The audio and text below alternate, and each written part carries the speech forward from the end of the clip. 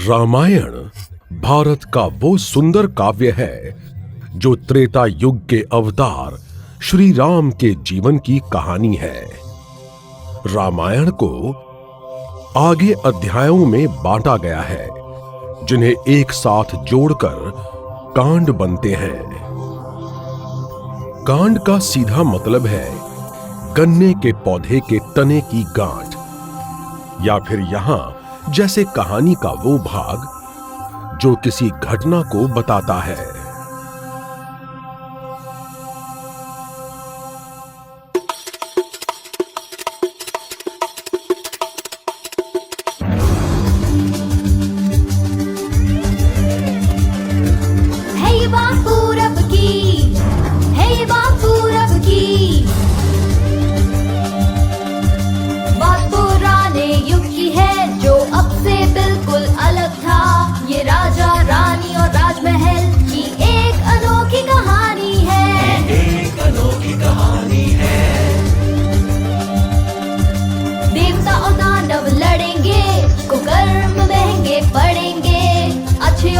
में युद्ध होगा, सच जीतेगा, झूठ हारेगा।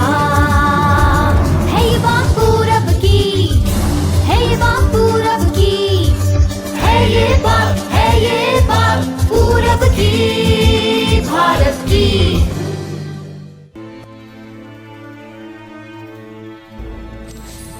युद्ध कांड यानी कहानी का वो हिस्सा जो युद्ध दर्शाता है।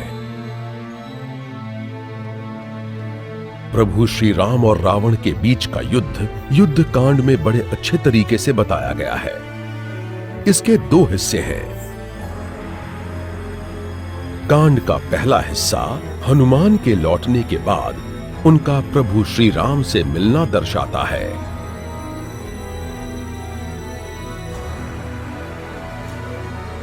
विभीषण का राम की सेना में मिलना बताता है।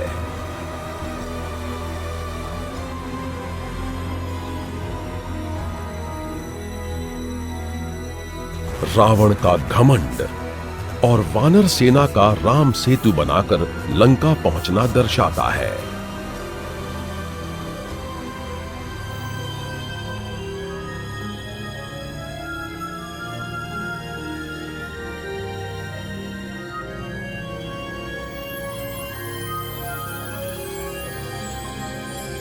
लंका में माता सीता से मिलकर हनुमान बहुत खुश थे, जिसके लिए वो बड़े आत्मविश्वास के साथ भारत के दक्षिणी छोर तक उड़कर गए थे।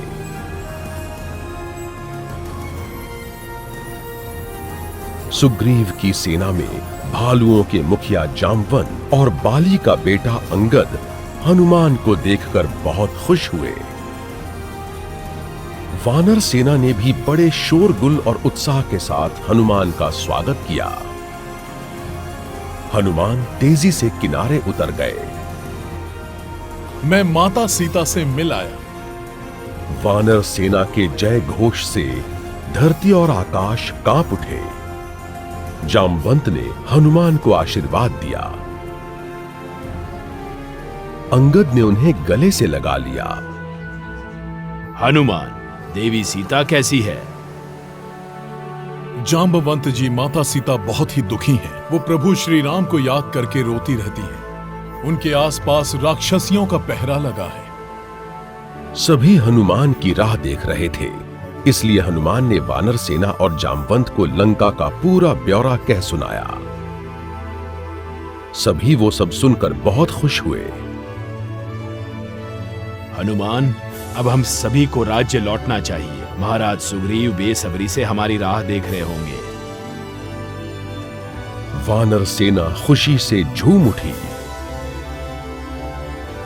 और किष्किंधा की तरफ बढ़ने लगी।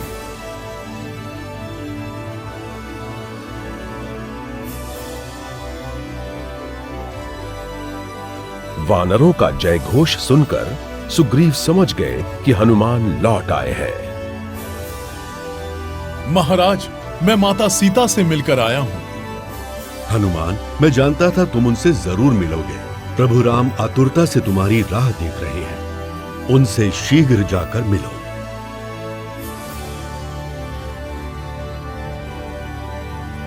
हनुमान और उनके साथी उस जंगल में जा पहुंचे जहां राम और लक्ष्मण की कुटिया थी। लक्ष्मण अपने बाणों को धार दे रहे थे और राम खुले आकाश को निहार रहे थे। हनुमान प्रभु राम के सामने हाथ जोड़कर खड़े हो गए। प्रभु राम, मैं लंका में माता सीता से अशोक वाटिका में मिलकर आया हूं। राम की खुशी का ठिकाना ना रहा। उनकी आंखें भर आईं और उन्होंने हनुमान को गले से लगा लिया। हनुमान, मैं जानता था तुम ये कर दिखाओगे। सीता कैसी है? जब मैं उनसे मिला तो वो अपने प्राण त्यागने वाली थी। वो आपको याद कर करके बस रोती रहती हैं प्रभु। हनुमान ने अपने यहां से निकलने और लंका पहुंचने और वापस लौटने तक का पूरा हाल कह सुनाया। हनुमान, तुम बहुत बहादुर हो। मेरी अंगूठी देखकर सीता खुश हुई होगी ना? माता सीता के चेहरे की खुशी बताने के लिए मेरे पास शब्द नहीं है प्रभु। उन्होंने आपके और उनके बीच की कुछ बातें भी मुझे आपसे बताने के लिए कहा है प्रभु। इतना सुनते ही सारी वानर सेना सुग्रीव और लक्ष्मण के साथ वहां से चली गई। तब हनुमान ने प्रभु राम को उनके और काकासुर के युद्ध की बात बताई कि कैसे काकासुर माता सीता को कौवे के रूप में चोट पहुंचाना चाहता था जब वे अयोध्या में थे। इसके बारे में लक्ष्मण भी नहीं जानते थे।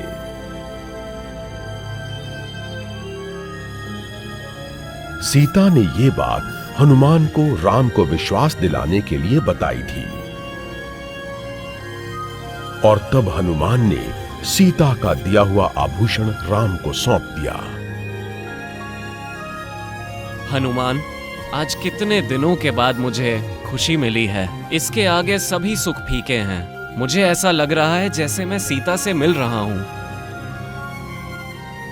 मैं अपने आप को रोक नहीं पा रहा हूं। हनुमान, तुम्हारा कल्याण हो। माता सीता ने मुझसे कहा कि अगर 1 महीने के भीतर आप उन्हें लेने नहीं गए तो माता सीता अपने प्राण त्याग देंगी प्रभु। सुग्रीव, अब और इंतजार मत करो। अपनी वानर सेना को लंका के लिए तुरंत रवाना करो। मैं अभी प्रबंध करता हूं प्रभु।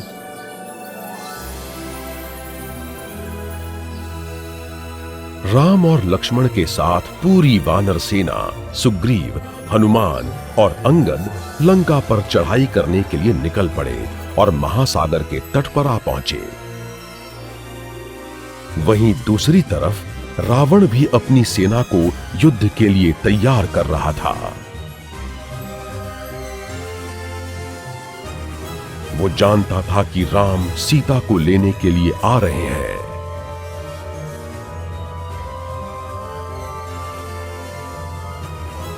रावण के दरबार में उस दिन, महाराज, आप एक शक्तिशाली राजा हैं।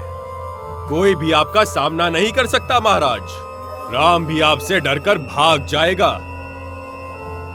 रावण, जिस पल से तुम सीता को यहाँ लेकर आए हो, राज्य में कुछ भी अच्छा नहीं हुआ है। हमारी सुंदर लंका बर्बाद हो गई है, जिसे तुम फिर बनाने की कोशिश कर रहे हो। हमारी सेना भी अब पहले जैसी नहीं रही। हाथी और घोड़े भी बिल्कुल कमजोर हो चुके हैं। अपने सैन्य के सभी जानवरों के बाल भी झड़ रहे हैं। रावण, अपने सिपाही भी हिम्मत हार चुके हैं। अब तो भेड़ियों के रोने की आवाज भी नगर में सुनाई देने लगी है। क्या बकवास कर रहे हो? आखिर तुम कहना क्या चाहते हो? रावण, मैं तुम्हारा सगा भाई हूँ। मैं हमेशा तुम्हारे भले के लिए ही बोलता हूँ। मैं तुम्हारी लंबी आयु चाहता हूँ। मेरी बात मानो, सीता को वापस भेज दो। लंका की प्रजा को तुम ही बचा सकते हो। विभीषण, तुम मेरे भाई हो या फिर कोई और? तुम चाहो तो यहाँ से चले जाओ, और अगर मर्जी हो तो जाकर राम का साथ दो। मेरे पास कायरों के लिए कोई जगह नहीं है। विभीषण को समझ आ गया था कि रावण से अब कुछ भी कहने का फायदा नहीं है। उन्होंने महल छोड़ दिया।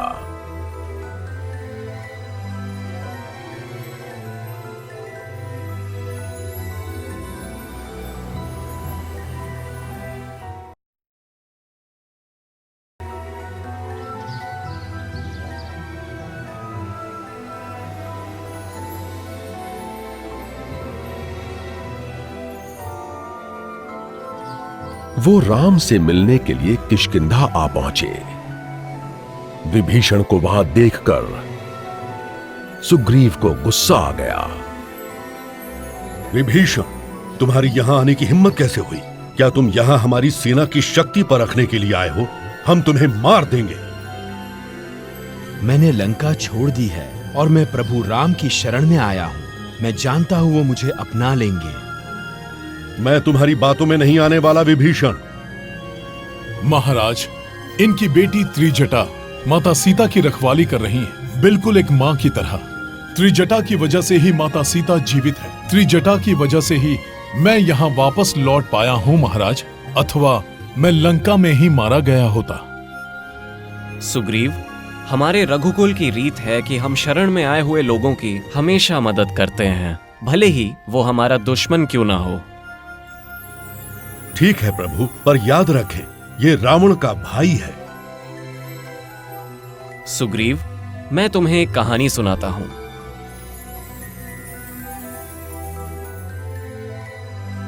कबूतर का एक जोड़ा था।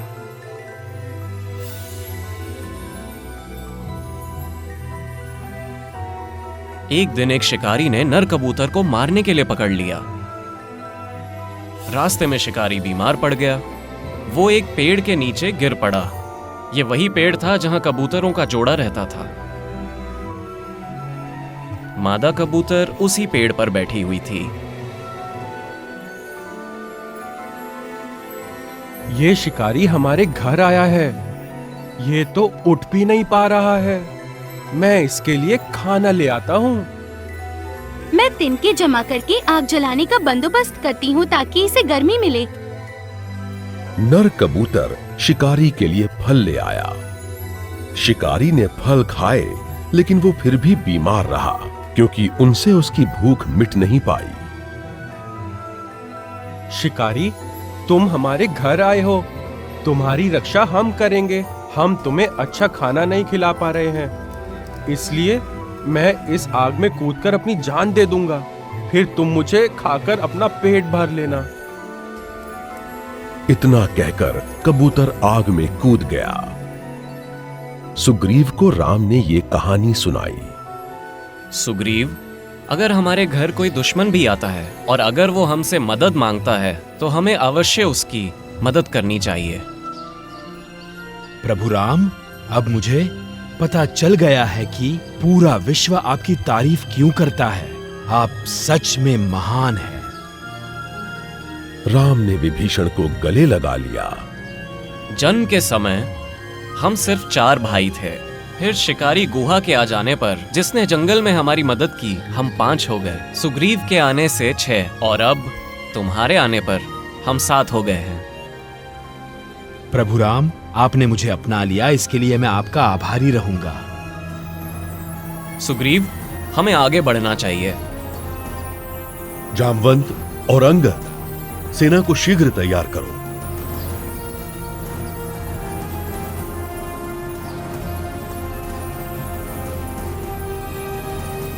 पूरी वानर सेना महासागर के तट पर खड़ी थी। अब सिर्फ महासागर पार करना था।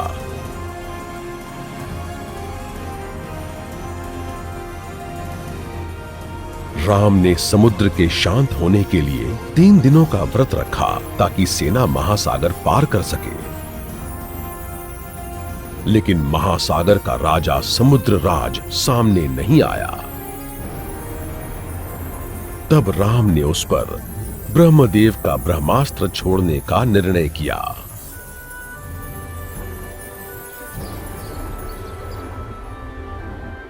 समुद्रराज डरकर कांपने लगा और राम के सामने आ गया। प्रभु राम, मुझे आप दंड मत दीजिए। मैं प्रकृति के विरुद्ध भला कैसे जा सकता हूँ मेरे प्रभु। किंतु प्रभु राम, मैं अपनी गहराई अवश्य कम कर सकता हूँ ताकि मेरी लहरें आपको परेशान ना कर सके। समुद्र के जीव जंतु भी परेशान नहीं करेंगे। आप सेतु बनाइए और हम आपकी मदद करेंगे प्रभु।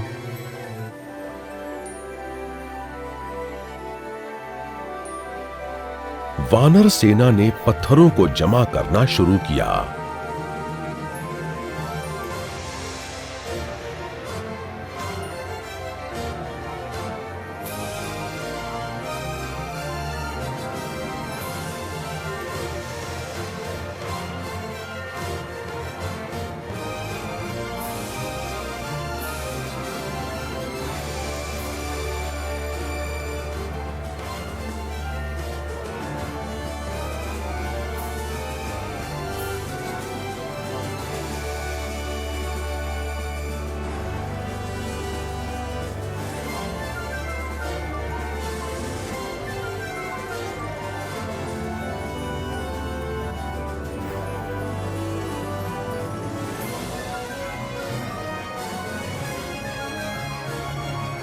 और उनसे महासागर पर एक सेतु बना दिया।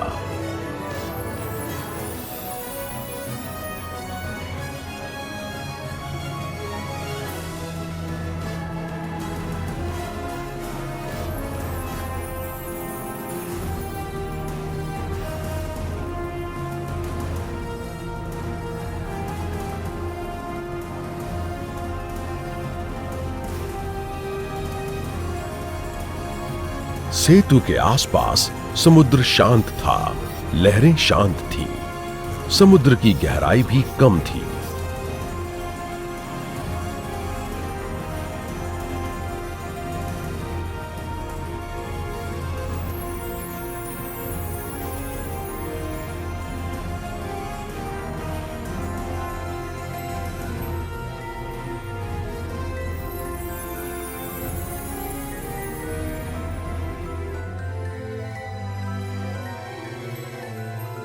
और इस तरह बनकर तैयार हो गया राम सेतु।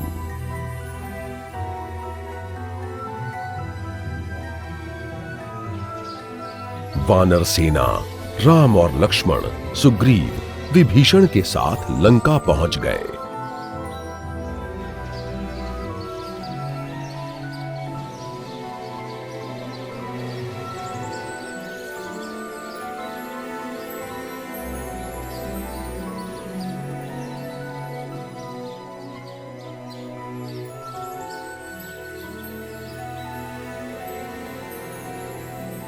राम और लक्ष्मण लंका नगर की सुंदरता को देखते ही रह गए।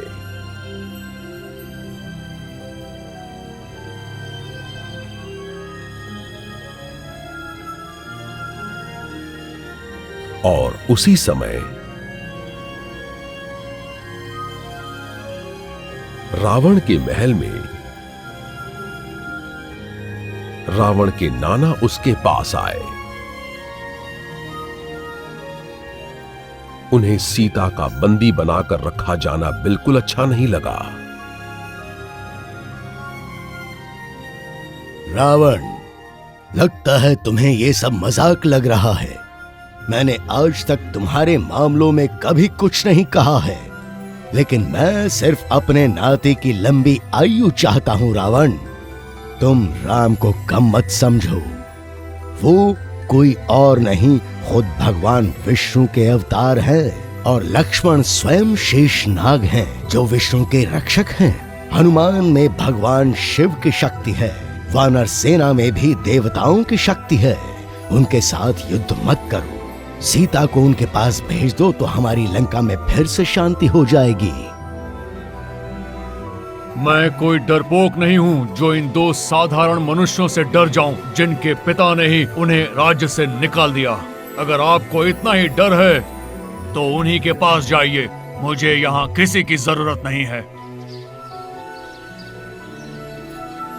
कोई भी रावण को समझा ना सका।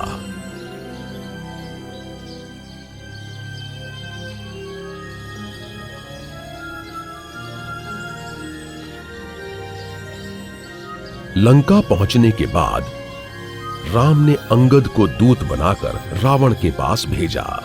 वो तुरंत चढ़ाई नहीं करना चाहते थे। उन्होंने मामले को शांति से सुलझाना ठीक समझा।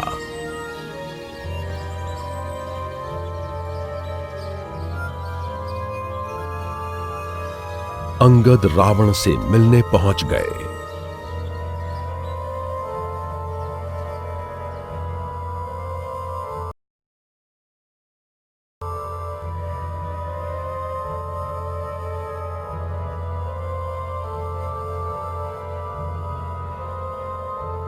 ए वानर, कौन है तू?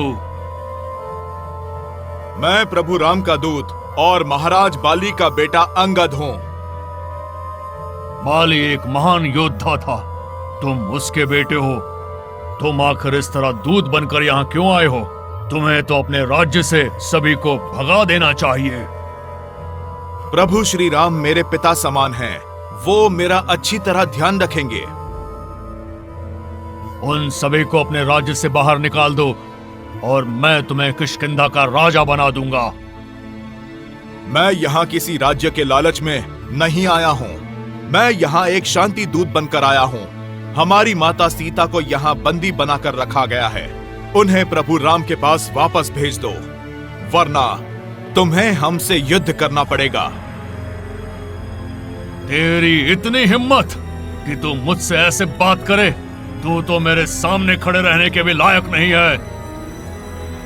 सिपाहियों, मार डालो इस वानर को और रात के खाने में इसे सेना को खिला दो। रावण, तुम्हें एक दूत के साथ अच्छा बर्ताव करना नहीं आता। तुम्हारे जीवन का अंत अब नजदीक है। रावण के महल से अंगद उड़ निकले और सारा हाल प्रभु राम को कह सुनाया।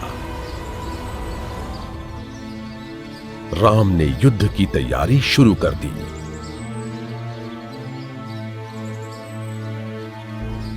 सीता नहीं जानती थी कि राम लंका पहुंच चुके हैं।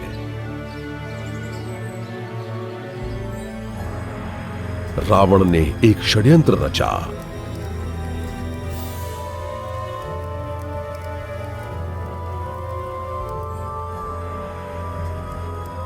उसने एक जानवर का सिर काटकर उसे राम का सिर बना दिया और उसे एक बोरी में भरकर सीता के पास गया। सीता, क्या तुम अभी भी राम की राह देख रही हो? कितनी मूर्ख औरत हो तुम। वो मर चुका है, उसके जीवन का अंत हो चुका है। सीता डर के मारे कांपने लगी। उन्हें रावण की बात पर विश्वास नहीं हुआ। तुम्हें मुझ पे विश्वास नहीं है ना? देखो, मैं उसका कटा हुआ सिर तुम्हारे लिए भेंट स्वरूप लेकर आया हूं। रावण ने सीता को सिर दिखाया। सीता चीखकर जमीन पर बेहोश होकर गिर पड़ी। रावण वहां से खुशी खुशी चला गया।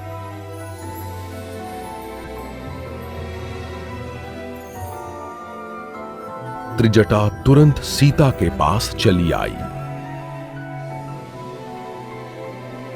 सीता, आंखें खोलो। सीता, उठो। सीता ने होश में आकर अपनी आंखें खोली। उनका शरीर कांप रहा था और उनके आंसू रुकने का नाम नहीं ले रहे थे। सीता, रावण ने तुम्हारे साथ छल किया है। प्रभु राम तुम्हें वापस ले जाने के लिए लंका पहुंच चुके हैं। झूठ मत बोलो, मैंने अभी अभी उनका सिर देखा।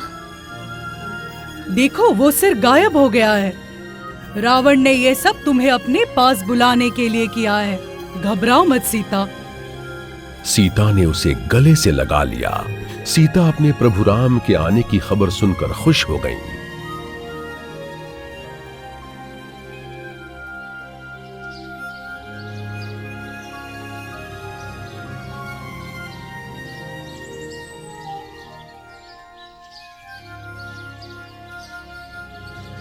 राम ने विभीषण, सुग्रीव, हनुमान, जामवंत और अंगद को बुलाया। उन्होंने सबके साथ मिलकर युद्ध की योजना बनाई। लेकिन उससे पहले वो रावण से मिलकर आमने सामने बात करना चाहते थे। राम, हम अब यहां तक पहुंच गए हैं। आप उस राक्षस के साथ मिलकर बात क्यों करना चाहते हैं? आपको तो उसके टुकड़े टुकड़े करके फेंक देना चाहिए। सुग्रीव, मैं तुम्हारी बात समझता हूँ, लेकिन युद्ध का मतलब है लोगों की जान गंवाना। मुझे अपने सिपाहियों के लिए बुरा लग रहा है। वो तेज हैं, जवान हैं, बहादुर हैं। उनमें से कई अपनी जान गंवा बैठेंगे और वहीं रावण के सिपाही भी इसी तरह मारे जाएंगे और ये सब होगा सिर्फ एक आदमी की गलती की वजह से। और मैं नहीं चाहता कि इतने लोग मारे जाएं। राम, आपका दिल सच में बहुत बड़ा है। आपके जैसा और कोई नहीं हो सकता।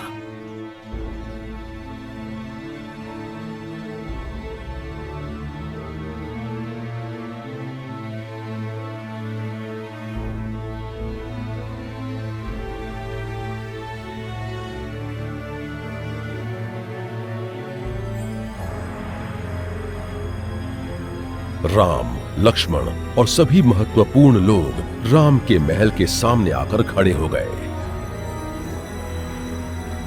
विभीषण, ये बताओ कि यहाँ खड़े सभी लोगों में से रावण कौन है? जो व्यक्ति स्त्रियों के साथ खड़ा है वही रावण है प्रभु राम। ये सुनते ही सुग्रीव तुरंत रावण की ओर भाग कर गए और उसके सिर पर जोर से दे मारा।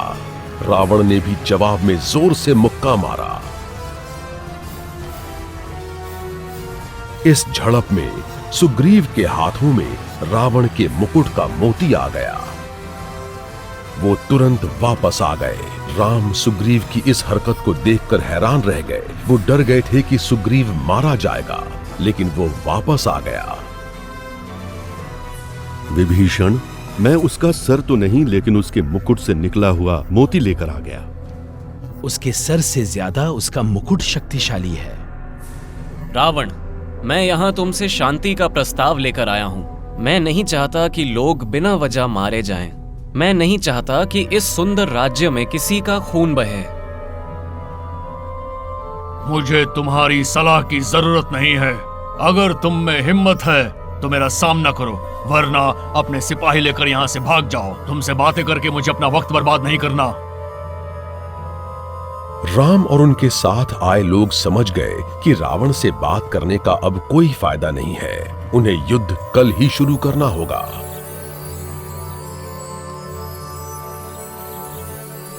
युद्ध कांड का ये भाग राम के लंका पहुंचने और रावण के साथ शांति की कोशिशों को बताता है। इस कहानी से ये सीख मिलती है कि अगर किसी इंसान के जीवन में कुछ बुरा होने वाला होता है तो वो किसी की भी अच्छी बात नहीं सुनेगा।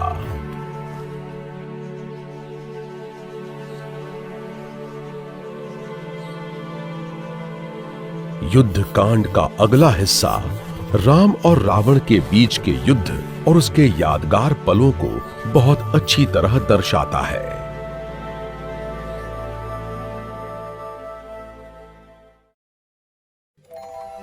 इस दुनिया में जो भी आया है उसे सफल होने के लिए मुश्किलों का सामना करना ही पड़ता है। भले ही वो भगवान हो या अवतार, उसे ईमानदारी से अपना काम करते हुए मुश्किलों को झेलकर खुशियों को त्याग कर ही जीत मिलती है।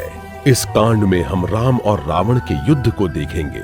रावण पर विजय प्रभु राम के लिए कोई आसान काम नहीं था।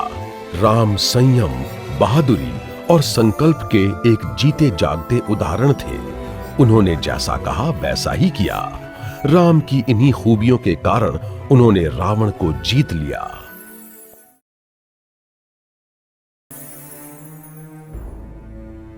राम ने रावण के साथ शांति बनाने की बहुत कोशिश की,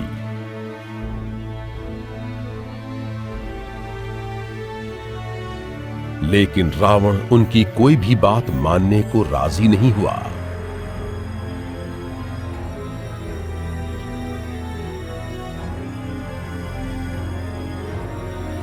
उसके घमंड के कारण ही राम और उसके बीच युद्ध शुरू हुआ।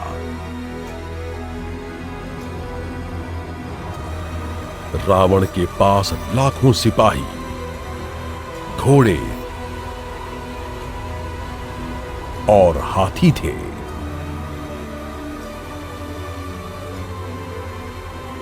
जो राम की वानर सेना का सामना करने के लिए तैयार थे।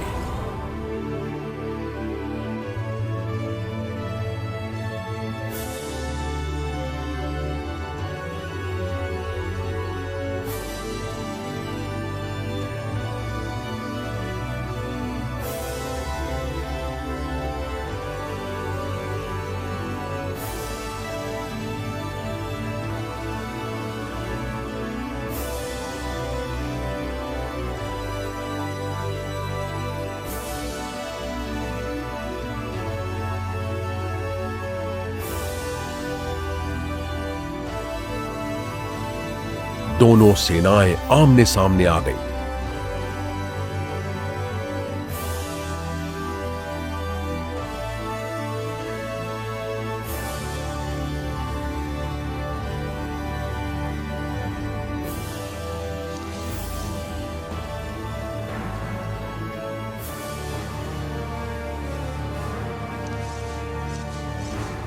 दोनों ही बहुत शक्तिशाली थे और उनके बीच भयानक युद्ध शुरू हो गया।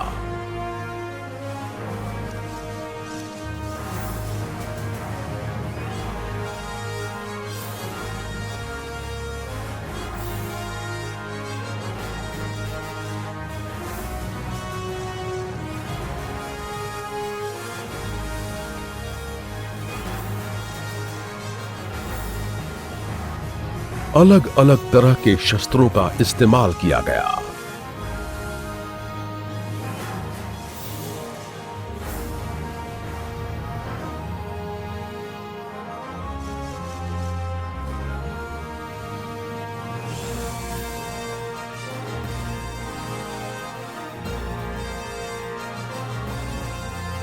सूरज ढलने तक युद्ध चलता रहा और रावण की सेना में बहुत लोगों ने जान गंवाई।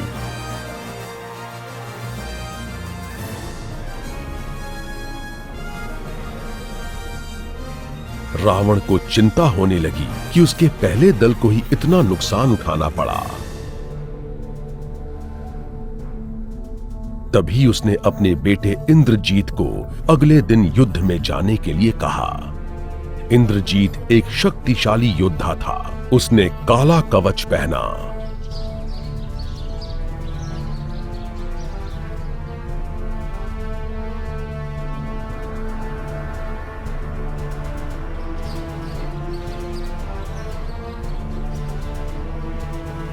रथ में काले घोड़ों को बांधा और युद्ध के लिए निकल पड़ा।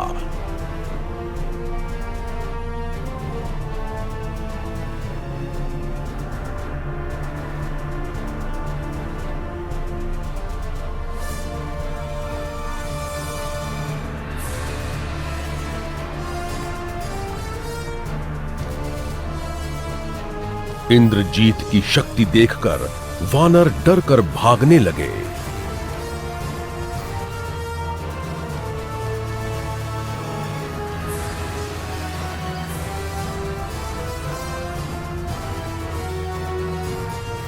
हनुमान ने वानरों का आत्मविश्वास फिर से जगाया, जिससे वो रुक गए।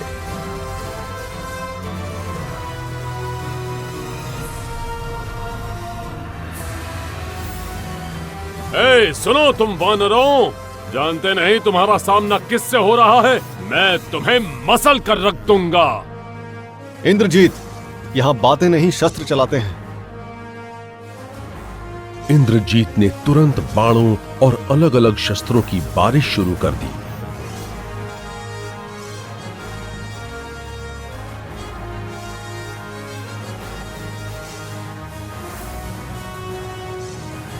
वानर सेना बुरी तरह से डर गई।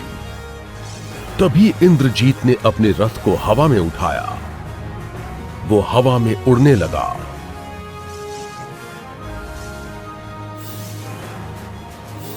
और बादलों के पीछे छिप गया।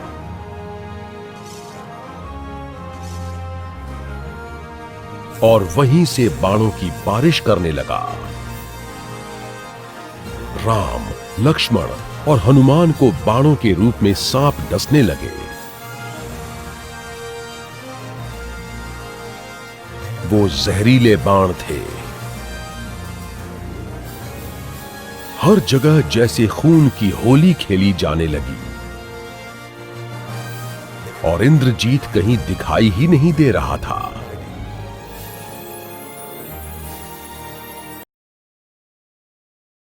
जहरीले बाणों के लगते ही राम और लक्ष्मण अपनी वानर सेना के साथ बेहोश हो गए। और तभी वहां एक विशाल गरुड़ आया और उसने आकाश में अपने पंख फैला दिए। उसके आते ही सबके शरीर से जहर उतर गया। वानर फिर से उठ खड़े हो गए। कौन हो तुम? तुमने हम सभी की बहुत मदद की। प्रभु, मेरा नाम गरुड़ है। मैं एक बाज हूँ। सांप वाले शस्त्रों के जहर को बेअसर करने की शक्ति मेरे पास है। मैं आपका सबसे बड़ा भक्त हूँ। मुझे आशीर्वाद दें। मैं तुम्हें आशीर्वाद देता हूँ। तुम हमेशा हमारे साथ रहोगे।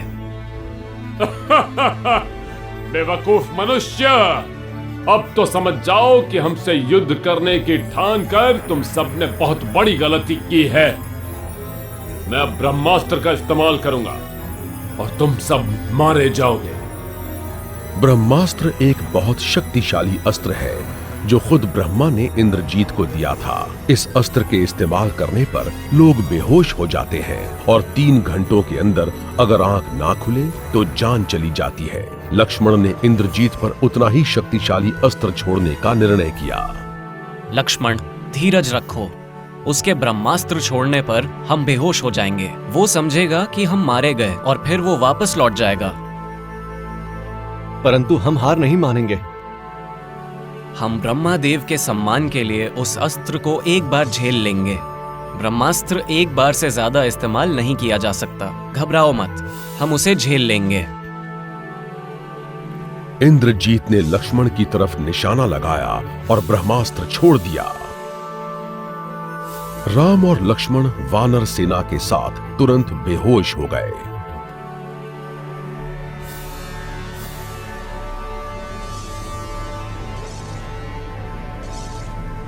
हनुमान ये सब नहीं देख पाए।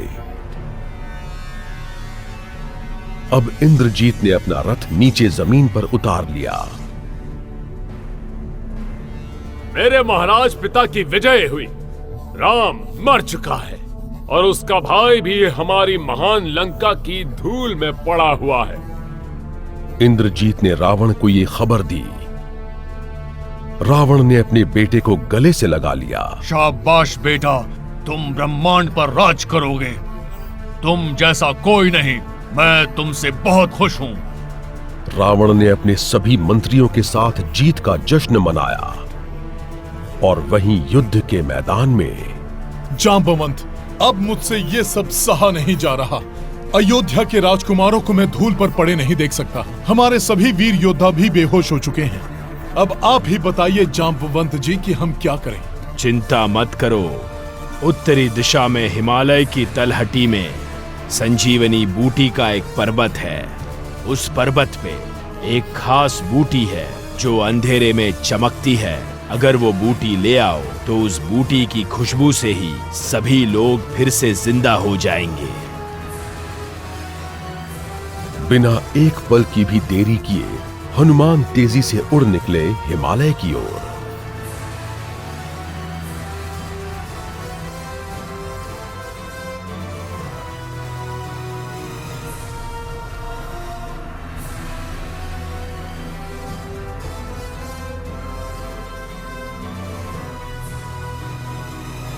वहां उन्हें वो पर्वत भी मिल गया।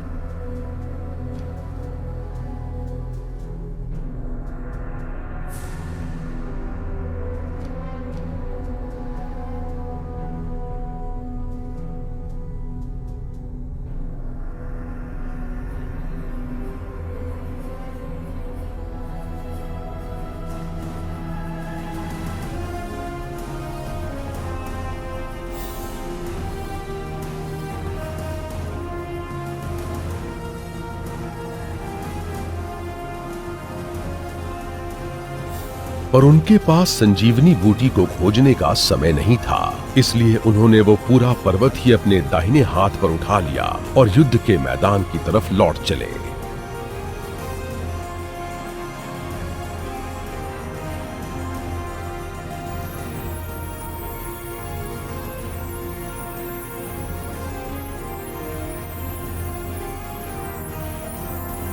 जैसे ही हनुमान मैदान के नजदीक आने लगे, बूटी की खुशबू से राम, लक्ष्मण और पूरी वानर सेना जाग गई।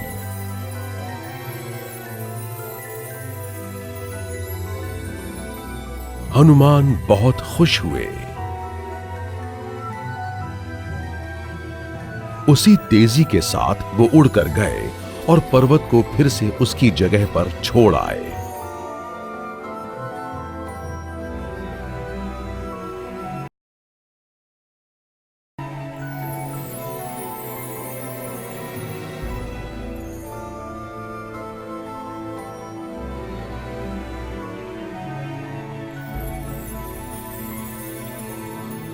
ये खबर रावण के कानों तक पहुंच गई। और वो गुस्से से बौखला गया।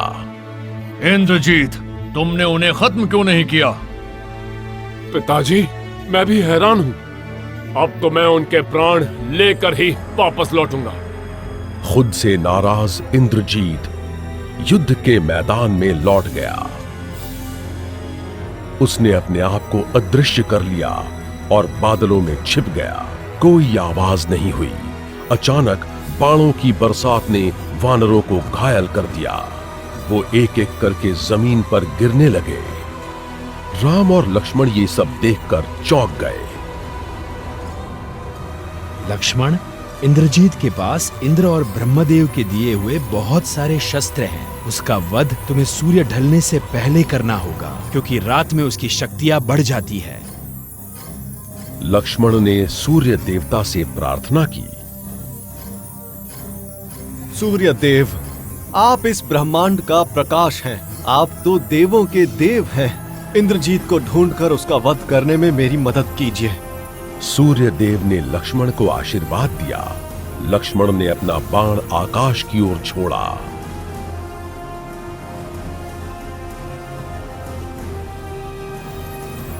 इंद्रजीत का सिर धड़ से अलग हो गया और वो जमीन पर आ गिरा। राम ने लक्ष्मण को गले से लगा लिया और सूर्य देव को धन्यवाद दिया। रावण ये खबर सुनकर चौंक गया। उसने अपने आखिरी भाई कुंभकर्ण को युद्ध में भेजने का निर्णय किया। कुंभकर्ण एक बहुत बड़ा राक्षस था जो 6 महीनों के लिए सोता था और 6 महीनों के लिए जागता था। वो बीच में उठ नहीं सकता था और जब उठता था तो बहुत सारा खाना खाता था। सिपाहियों ने ढोल नगाड़ों से उसे उठाना शुरू किया, पर कोई फायदा नहीं हुआ। उन्होंने उसे भालों से उठाया, उस पर पानी डाला, लेकिन वो फिर भी नहीं उठा। आखिरकार उन्होंने हाथियों की मार से उसे उठाना शुरू किया और तब जाकर उसने अपनी आंखें खोली। उसे गुस्सा आ गया। रावण के सिपाही कुंभकर्ण को देखकर थर-थर कांपने लगे। क्यों उठाया तुमने मुझे, मूर्खों? महाराज, सुग्रीव की सेना राम और लक्ष्मण के साथ लंका को घेर चुकी है। हमारा सेनापति इंद्रजीत मारा गया। हमारी मदद कीजिए। महाराज, रावण ने हमें आपसे ये कहने के लिए कहा है।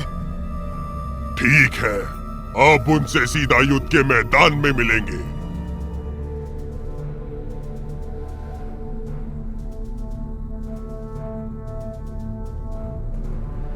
उसी समय विभीषण कुंभकर्ण से मिलने आ पहुंचे।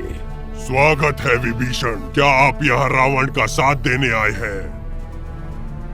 कुंभकर्ण, मैं राम के साथ हूँ। मैं तो यहाँ तुम्हें अपने साथ राम के पास ले जाने आया हूँ। मैं चाहता हूँ कि तुम खुश रहो और तुम्हारी आयु लंबी हो। विभीषण, मैं खुश हूँ कि तुम अब राम के साथ हो, लेकिन रावण ने बचपन से ही एक बच्चे की तरह मेरा ध्यान रखा है। उसके प्यार और दुलार के लिए मुझे अपनी जान उसके लिए देनी ही होगी, और लंका के लिए भी विभीषण। लेकिन मैं तुम्हारे लिए खुश हूँ कि कम से कम तुम जीवित रहोगे, इस लंका के लिए भी और यहाँ रह रही इस प्रजा का ध्यान रखने के लिए भी। विभीषण भारी मन के साथ वहां से चले गए।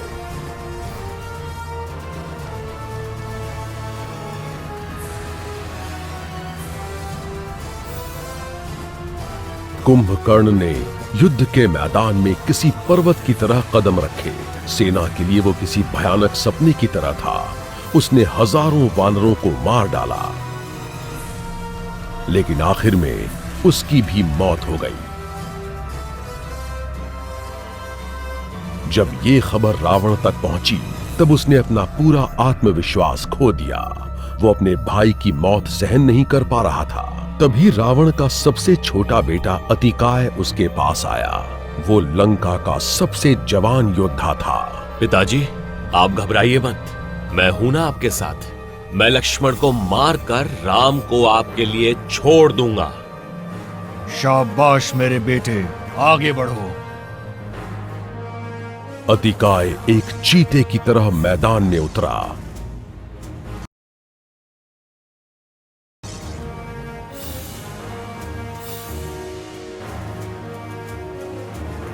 वो बड़ी बहादुरी से लड़ा।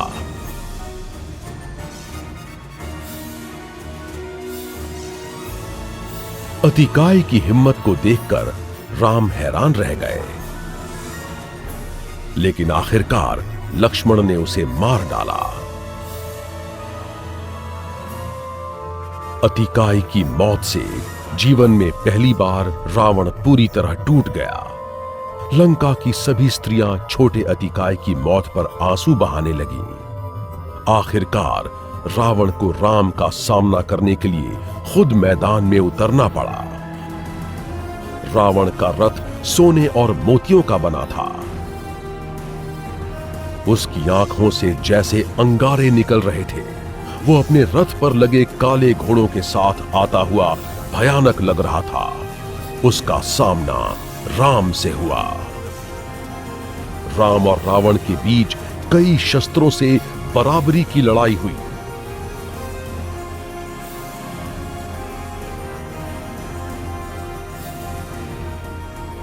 युद्ध इतना भयानक था कि देवता भी थर थर कांपने लगे। सूरज ढलने लगा और तब तक रावण अपने सारे शस्त्र गंवा चुका था। वो राम के सामने निहत्था खड़ा था। राम हमेशा से प्रेम और संयम के प्रतीक रहे हैं। वो दूसरों के दुख से कभी खुश नहीं हो सकते थे, भले ही वो उनका शत्रु क्यों ना हो। रावण, तुम अपने सभी शस्त्र गंवा चुके हो और तुमसे युद्ध करना सही नहीं होगा। समझदारी इसी में है कि आज तुम लौट जाओ। रावण निराश होकर वापस चला गया।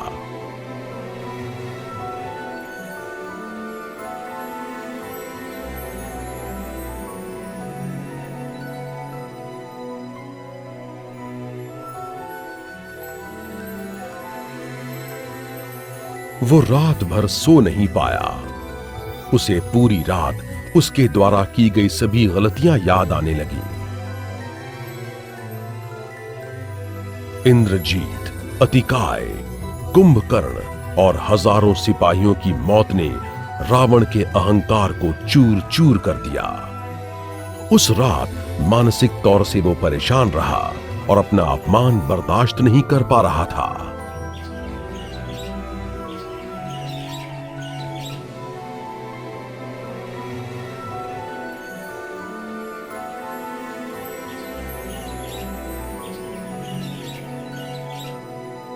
अगले दिन वो युद्ध के मैदान में लौटा।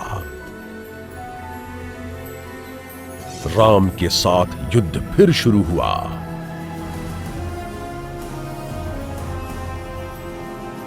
हर बार जब राम रावण पर बाण छोड़ते,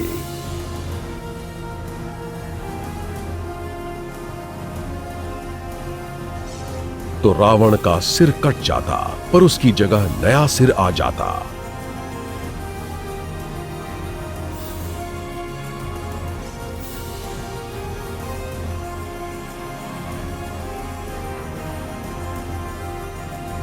उसके हाथ पैर भी कटने पर दोबारा आ जाते। तब राम ने भगवान शिव और सूर्य देव से प्रार्थना की। भगवान शिव और सूर्य देव, मुझे रावण को मारने की शक्ति दीजिए। अगर मैंने धर्म का पालन किया है तो उसकी मौत मेरे हाथों होगी।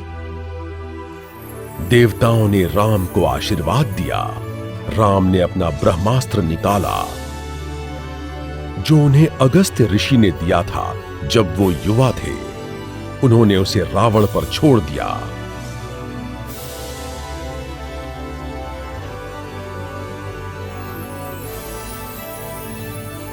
ब्रह्मास्त्र उसके सीने को चीर गया और रावण जमीन पर मरा हुआ गिर पड़ा। सभी देवी देवता ऋषि राम पर फूल बरसाने लगे।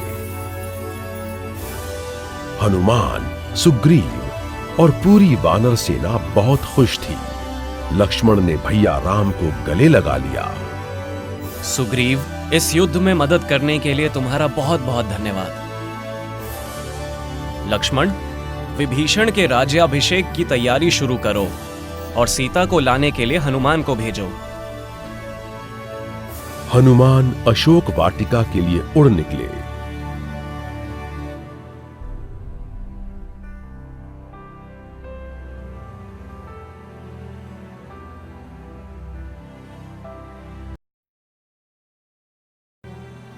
उन्होंने माता सीता को यह खुशखबरी दी। सीता बहुत प्रसन्न हुई। उन्हें इस दिन का बरसों से इंतजार था जब उनकी सभी तकलीफों का अंत हो जाएगा। उन्हें राजकुमारी की तरह सजाया गया और राम के सामने लाया गया। सीता श्री राम के पैरों में गिर पड़ी। उनकी आंखों से आंसू बह रहे थे। राम सीता को देखकर बहुत खुश थे, लेकिन फिर भी उन्होंने अपने आप पर काबू रखा। सीता, उठ जाओ। तुम्हें देखकर मुझे बहुत खुशी हुई, लेकिन मैं तुम्हें साथ नहीं ले जा सकता। राम के इन शब्दों को सुनकर सभी हैरान रह गए। सीता, क्षमा करना, पर तुम किसी पराये पुरुष के पास बंदी बनकर कई वर्षों तक रह रही थी। मैं अब तुम्हें पत्नी के रूप में स्वीकार नहीं कर सकता। सीता स्तब्ध थी। लक्ष्मण भी हैरान थे। प्रभु राम, ये क्या है? आप देवी सीता पर संदेह कैसे कर सकते हैं? विभीषण, मैं अपने पूर्वजों के नियमों पर चलता हूँ। मैं समाज के तौर तरीकों के विरुद्ध नहीं जा सकता। मुझ अकेले के लिए समाज के नियम नहीं बदले जा सकते। मैं सीता को पत्नी के रूप में स्वीकार नहीं कर सकता। मेरे प्रभु, मैंने कुछ भी गलत नहीं किया है। अगर आपको मुझ पर संदेह है तो आप इतनी मुश्किलें उठाकर लंका तक मुझे लेने क्यों आए? एक पति होते हुए, अयोध्या का राजकुमार होते हुए ये मेरा धर्म था। तुम्हारी जगह कोई और भी होता तो मैं अपना धर्म इसी तरह निभाता। भैया, मैंने आज से पहले कभी आपके उलट कुछ नहीं कहा है, परंतु अगर आप सीता मैया को छोड़ देंगे तो वो कहाँ जाएंगी, बताइए। लक्ष्मण, मैंने तुम्हें भी दुख पहुंचाया है। हो सके तो मुझे माफ कर देना। मैंने अपनी जान देने की बहुत बार कोशिश की, लेकिन प्रभु आपके प्रति मेरे प्यार की वजह से मैं आज तक जिंदा रही। अगर अब आप ही मुझे स्वीकार नहीं कर रहे तो मैं इस जीवन का त्याग करना ही पसंद करूंगी। मेरे लिए अग्नि का प्रबंध करो और मैं अपने प्राण त्याग दूंगी। भैया, स्वीकार कर लीजिए इन्हें। लक्ष्मण, सीता के लिए अग्नि का प्रबंध करो। हनुमान की आंखों में भी आंसू थे। लक्ष्मण ने अग्नि का प्रबंध किया। सीता ने श्री राम के पैर छुए। हे अग्निदेव, अगर आप समझते हैं कि मैं अपवित्र हूँ तो मुझे जलाकर राख कर दीजिए। सीता ने अग्नि में प्रवेश किया। अगले ही पल जो हुआ उससे सब चौंक गए। अग्नि गायब हो गई और सीता एक फूल पर बैठी मिली। अग्निदेव श्री राम के सामने आ गए। राम, तुम्हारी पत्नी सीता पवित्र है। हमारे पास उसे जलाने की शक्ति नहीं है। उसे तुम अपने साथ ले जाओ। महाराज सुग्रीव, विभीषण, वानर सेना और लंका के सभी लोग हैरान रह गए। सीता, मैं ये सब जानता था, लेकिन मैं चाहता था ये बात सभी के सामने आए। इसीलिए मैंने तुम्हारी अग्नि परीक्षा ली। मैं तुम्हें साथ ले जाऊंगा। सीता खुशी से झूम उठी। लक्ष्मण, क्या तुमने विभीषण के राज्य अभिषेक की तैयारी कर ली? जी भैया। प्रभु राम और महान ऋषियों के आशीर्वाद से विभीषण लंका के राजा बन गए। राज्याभिषेक बड़ी धूमधाम से हुआ और पूरी लंका किसी त्योहार की तरह सजा दी गई। नए राजा विभीषण को पाकर लंका के लोग भी बहुत खुश थे। प्रभु राम, आपने क्या कुछ नहीं कर दिखाया। आप हमारी लंका में खास अतिथि के तौर पर कुछ दिन गुजारिए। विभीषण, तुम्हारी मदद से ही हम इस युद्ध को जीत सके हैं। तुम एक अच्छे इंसान ही नहीं, एक अच्छे शासक भी हो। तुम्हारे शासन में लंका के लोग हमेशा सुखी रहेंगे। मेरा 14 वर्षों का वनवास खत्म होने को है। अगर मैं अयोध्या समय पर ना पहुंचा तो मेरा भाई भरत अपने प्राण त्याग देगा। हमें अपनी माताओं के पास जाना है और लक्ष्मण भी इतने वर्षों से अपने परिवार के बिना हमारे साथ ही रह रहा है। मुझे उसे उसके परिवार से जल्द मिलाना है। प्रभु राम, मुझे भी आपके साथ ले जाइए ताकि मैं अयोध्या में आपका राज्य अभिषेक देख सकूं। हम पुष्पक विमान से जाएंगे जो उड़ सकता है और इस तरह हम अयोध्या शीघ्र ही पहुंच जाएंगे। राम, सीता, लक्ष्मण, विभीषण, उनकी पत्नी, हनुमान, सुग्रीव, जामवंत और अंगद पुष्पक विमान में बैठकर अयोध्या के लिए निकल पड़े।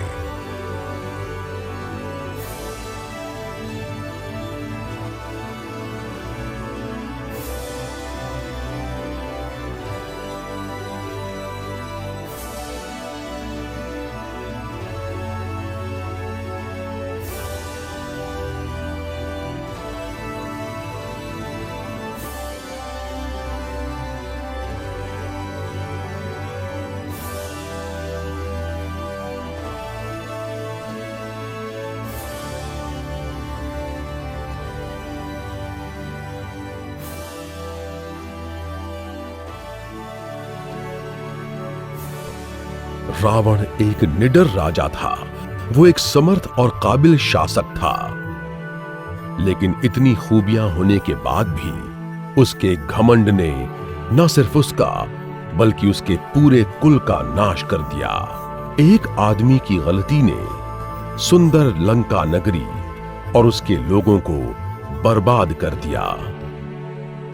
राम ने रावण को शांति बनाने के कई अवसर दिए, लेकिन उसने एक ना सुनी। हमें मिलने वाले अवसरों का सही समय पर फायदा उठाना चाहिए। घमंड छोड़कर अच्छा सोचना चाहिए, भले ही अवसर देने वाला दुश्मन ही क्यों ना हो। ईश्वर अच्छा सोचने वालों और अच्छा करने वालों का हमेशा भला करते हैं।